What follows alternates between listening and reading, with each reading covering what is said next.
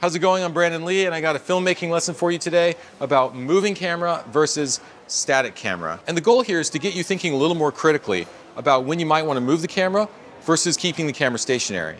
Because with all the technology that makes it easier to move the camera, I think it can be easy to forget that sometimes the most powerful shot is a stationary one.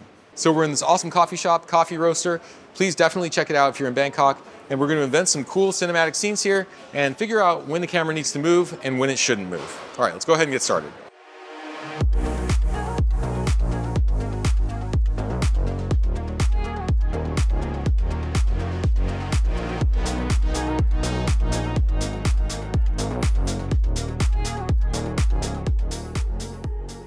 And by the way, this video is not sponsored, but if you're interested in any of the gear that you see here, there will be links in the description.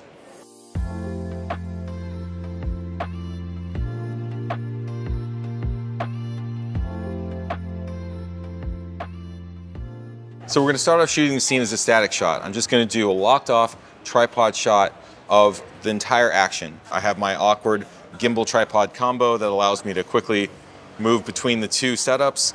So the main thing that I'm keeping in mind is all the action has to take place within a single frame, no camera movement at all, completely static. I have zoomed in my lens to 50 millimeters, which gives me a slightly telephoto look. That means that it compresses the foreground and the background, and it helps to bring everything together in a flatter, more painterly sort of composition. I want it to feel compressed and flat and two-dimensional. And in this scene, June is waiting for somebody who may or may not show up, so she feels powerless. So I've placed her in the lower third of the frame, which gives her less power in the scene. Because in a composition, the upper part is considered more powerful and the lower part is considered less powerful. So putting her at the bottom of the frame makes her appear less powerful.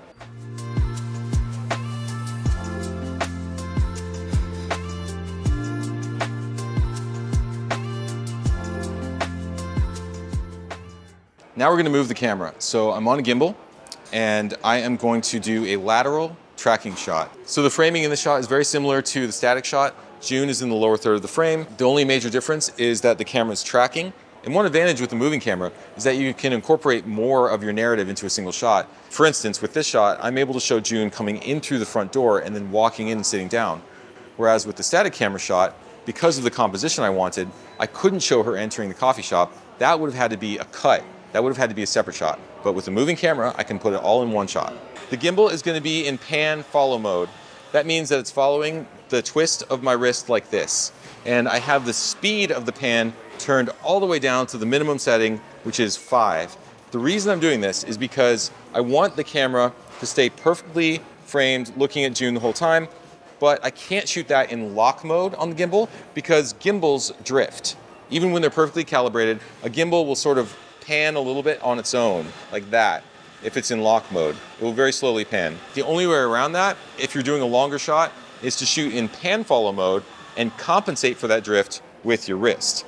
Otherwise, my focal length is going to be right around 50 millimeters, just like before. And I'm using manual focus because I don't want the autofocus to accidentally pick up someone else's face in this coffee shop and start focusing on them instead. Let's go ahead and try it.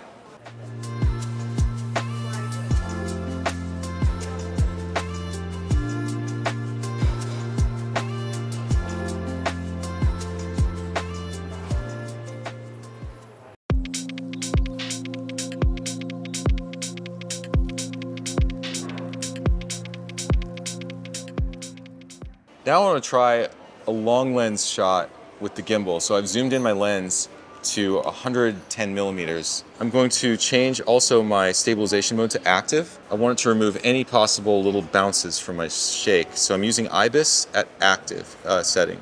So I'm lowering myself down more or less to June's eye level.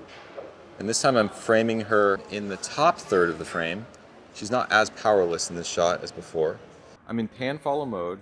My speed is set to 5, that's the slowest speed. I'm just going to very slowly drift from inside to outside. Action.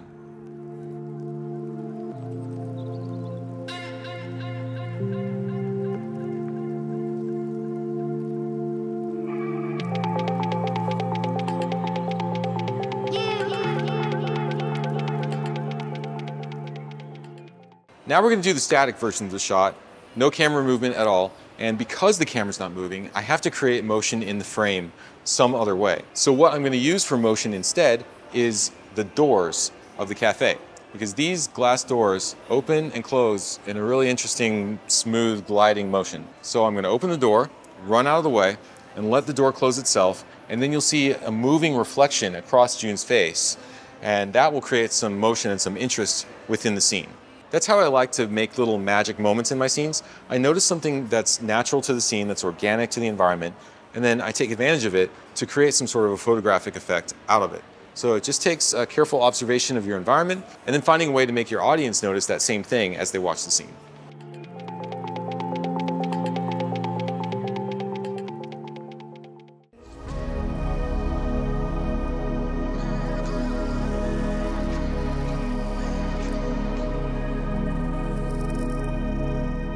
So here's an example of a shot where you might want to go with a static camera instead of a moving camera because you're trying to capture details that a moving camera would lose. Here I have the camera focused on these cookies on the counter, and June is going to come into the frame and crouch down and look at the cookies, and then I'm going to rack focus to her reaction.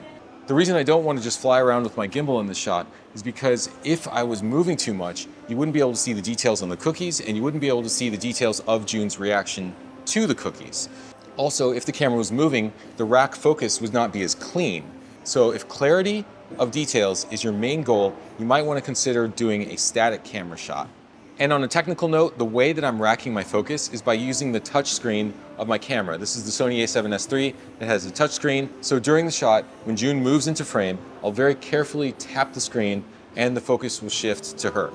Oh, and just so you know, the camera has to be in manual focus mode in order for this kind of focus tapping to work properly. Otherwise, it will keep adjusting the autofocus in between focus racks, which is not what you want. So manual focus mode, and then do your tap to focus.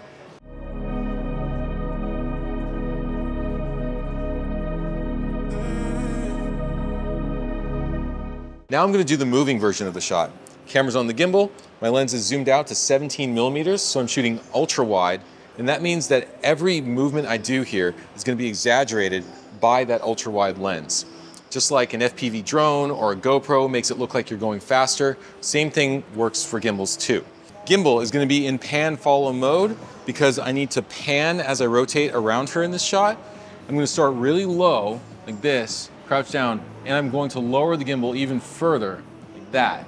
I'm not going to go full inverted, I'm just going to be sort of like here, flashlight mode at the beginning, and then rise it up as I move toward her.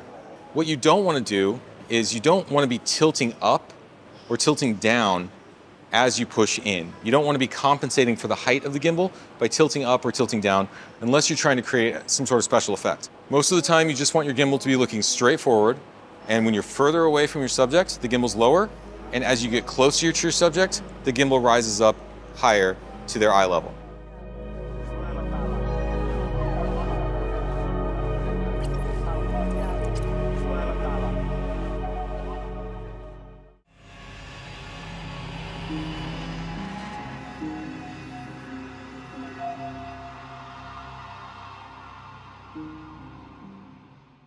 Now I'm going to talk about two compositional tricks to make your audience feel a little bit nervous or a little bit uneasy. Those are Dutch angles and reverse lead room. So the first one, Dutch angle.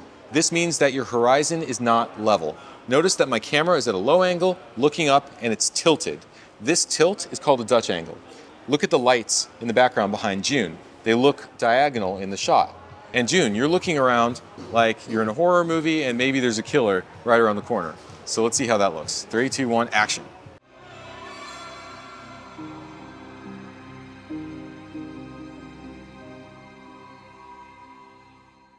The second technique I want to talk about here is reverse lead room. So first, I want to teach you what lead room is. Lead room is the space in front of your actor in the frame. That is the normal way to frame a shot. The way the shot is framed now is reverse lead room because all of the room that should be in front of her is now behind her, leaving a big gap back here. So the audience is thinking, oh no, a monster is going to come in and attack our hero. So the reverse lead room plus the Dutch angle creates tension in a shot like this without needing any camera movement at all.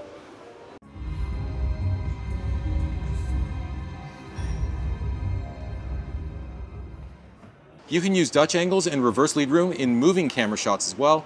I have my gimbal in FPV mode, which means that it follows pan, tilt, and roll.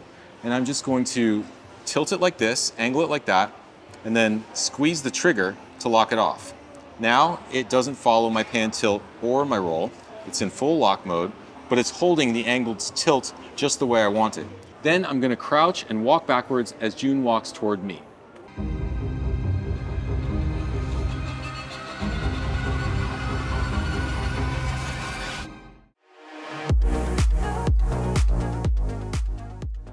If you're used to shooting with a static camera, then you probably shoot your wide shots and your close-ups separately. So you might start with the wide shot that looks like this, and then go to a close-up that looks like this. But one thing that I love to do when I'm shooting on a gimbal is tracking shots that start wide and push in, or start close and pull back. So I'll demonstrate one of those right now. I'm gonna put my gimbal in tilt follow mode for this one. I enter custom mode, and then I selectively enable tilt axis only. That means that it will tilt, but it won't pan and it won't roll. The second thing I'm going to do here is direct my actor so that she walks into her close-up. So I'm going to have June start further back from the camera and then walk toward the camera and stop at a certain point at the same time that the camera stops moving. So the camera will start wide, it will push in on her face, and right when she stops walking, the camera will also stop moving. So let's go ahead and try that out. 3, 2, 1, go.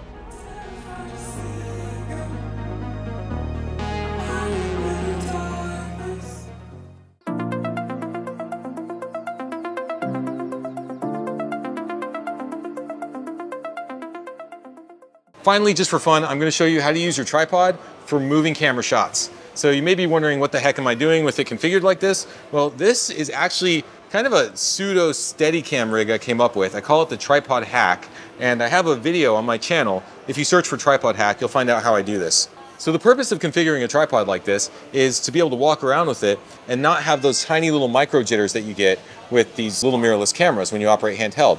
It feels more like a larger shoulder camera or cinema camera as you're walking around. So now we're just gonna walk a little bit and you can see how it looks.